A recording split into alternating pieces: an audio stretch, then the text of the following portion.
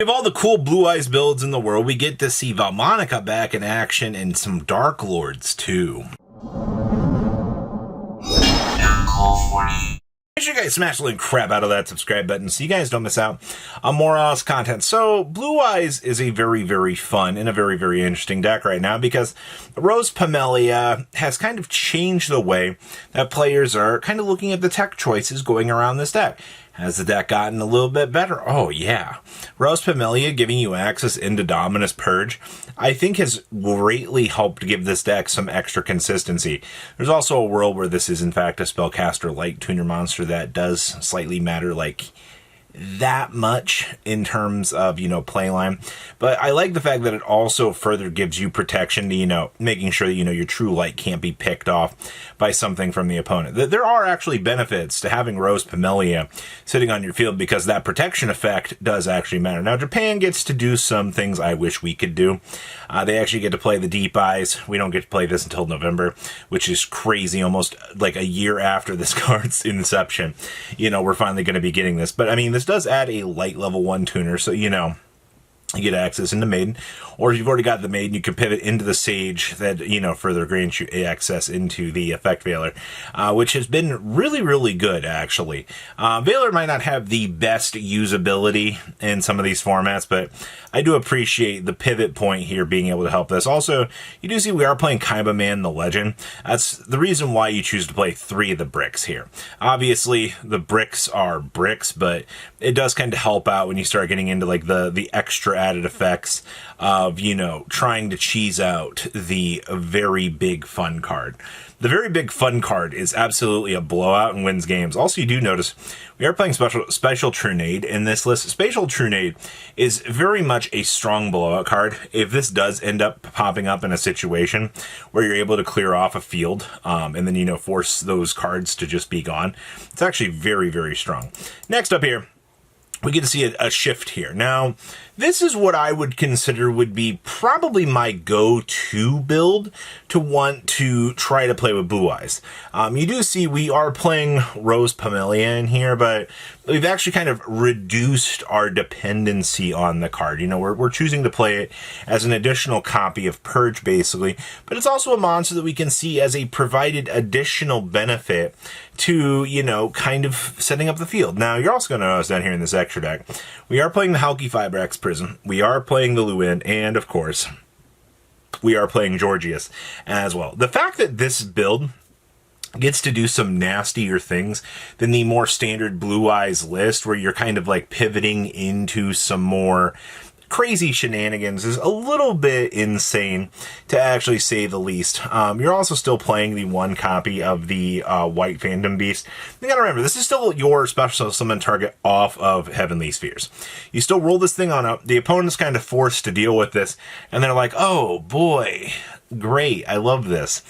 They are also playing the Bingo Machine Go. I actually, seeing Bingo Machine Go kind of pop up in these lists as a one of recently has not actually been a bad thing. It's a pivoting change point for the Blue Eyes algorithm now. We can play 1 Bingo Machine Go to up our consistency on things.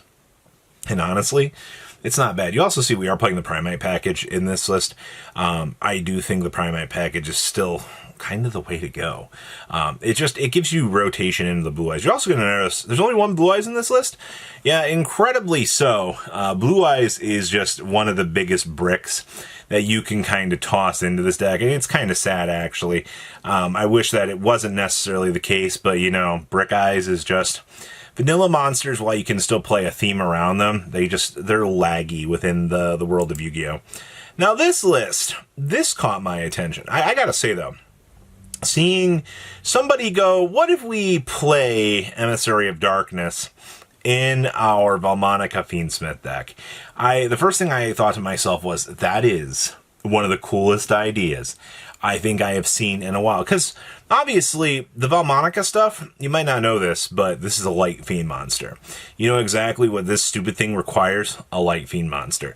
In your own archetype, you have the full ability to just unload into effectively full Fiendsmith combo for you to be able to set up. Now, I mean, Engraver is still kind of set up in a bad position in Japan. They don't want you to abuse this. Granted, I mean, be a little bit broken, all things concerned, but I understand why we do see some limitations placed on this. So you are playing probably one of the smaller packages. You're also playing Lurian here, which I do think is good. Also, this good card. Obviously, this also searches for a late fiend monster, so it does actually search for Domino, Valmonica, depending on how your hand has kind of structured itself. I think that's one of the cool things I like about this list in particular, is you have a different method of branching out to do different sorts of combo potential within the deck. And honestly, I'm kind of all for it. This by far is probably not the most consistent method to play this deck. I'm going to be the first one to admit that to you. But I liked the idea of what they were trying to do. I like the top end, seeing the Fiendsmith stuff. Obviously, Wave King Kaiser being that protective big boss monster that you're able to set up. And just the fact that, you know, at the end of the sugar-coated rainbow here, you know, your end field actually does look pretty intimidating, to say the least. So, obviously, OCG still gets Nightmare Griffin, which... reverse full Fiendsmith combo, I guess. This was a Master Duel list that popped up, because when I'm digging through deck list, it's interesting just to see like how the OCG clutches on to some of these decisions that they got. Now you got to remember, I mean, your biggest difference right now between Master Duel and actual OCG Yu-Gi-Oh is just pretty much simply the fact that, you know, Called by the Grave is just the only thing that's sitting here. You know, Super Polys are still lined up. I guess Dominus Impulses are limited to 2, and Maxi and Herald of Orange Light are both still limited to 1, you know. Meanwhile, you know, TCG, this card's still running around to 3, and we've got Maxi cratered off into a ditch somewhere. You also do finally get to see the inclusion of the Wingman and the Shining Flare Wingman. Both of these cards open up the door just to being extremely good Super Poly targets. That's why you've been seeing more of these builds kind of diverting off into the side and going, hey, you know, what can we do to make this a little bit better? Super Poly on into this. You know, this thing literally is a free shuffle back 5, draw 2, in addition to gaining 1,000 attack, right? Like, it becomes a 3,500 body. And then in addition to it, I mean, if this thing destroys a monster by battle, you get to inflict damage to your opponent equal to that monster's original attack. If something's in attack mode, this runs over. I mean, they're taking basically 3,500 attack points usually. So in itself is an extremely good boss monster for you to be able to have. Now, in terms of playing Darklords, I'm going to be honest with you, this deck is a little bit of Brick City.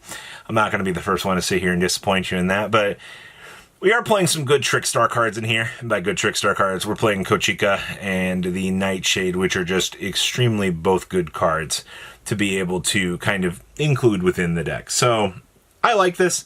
It might not be the most optimized meta build that you can play right now, but it's Darklords, man. You know, you already knew what you're going to be getting yourself into when you were looking at a list like this.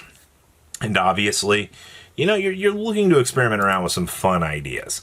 Next up here, this is hilarious. So, what if we were to play the Corpse Seller Crow? To send the top card of your deck to the graveyard to the number of trap cards in your graveyard with different card names +1 max 4. Oh, so this ends up being a mill 5. I've seen this strategy before. It's Needlebug's Nest, too. But we're also playing DD Post. A monster control gain 300 attack for each card type, monster spell, and trap card among your banished cards. And once returned during your main phase, banish 1 card from your hand or graveyard. Then you can shuffle 1 of your banished cards into the deck. And if this card is banished, you can place it face up on your field. We're doing some dirty shenanigans here with abusing Necroface with the DD Post.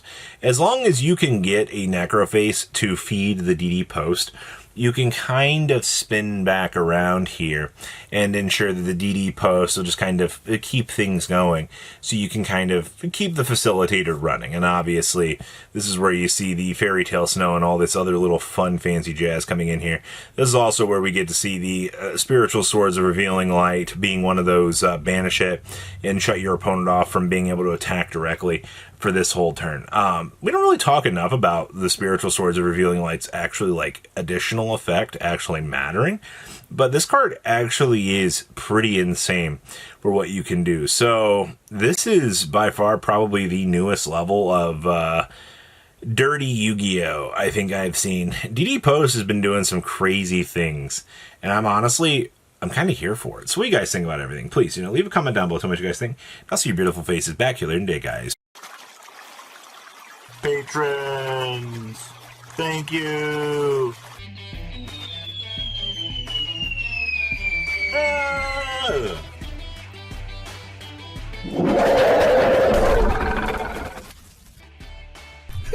you so much for watching. Check out these other videos.